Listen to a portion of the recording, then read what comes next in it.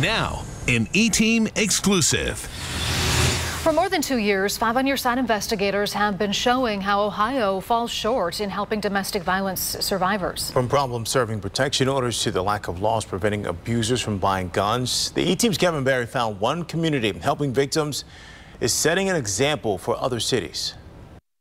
Long before the Me Too movement put sexual assault and sexual violence front and center, Brooklyn was leading the way for survivors. It all started back in 2001 when the Domestic Abuse Commission was formed because one person saw the problem domestic violence was in Cuyahoga County and decided to do something about it. I became a bailiff over 20 years ago. A front row seat. And in the courtroom, I saw a lot of domestic violence cases coming through, and some of them were horrific. Showed Colleen Gallagher just how prevalent domestic violence cases are, and when Gallagher looked for solutions, nobody had anything. Back in 2001, even her own city council needed convincing. Well, I think some council members looked like, what? You know, a domestic abuse commission? Eventually, they came around. Nearly 20 years later, the group put a safe room in at Parma Hospital, coordinated training with local police departments, and made connections between the people who need help staying safe with the places that can do it.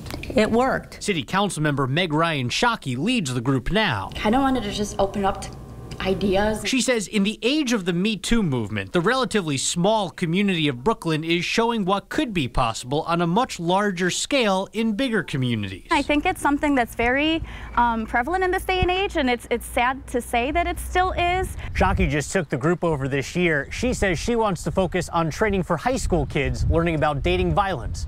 In Brooklyn, I'm Kevin Barry for the E-Team.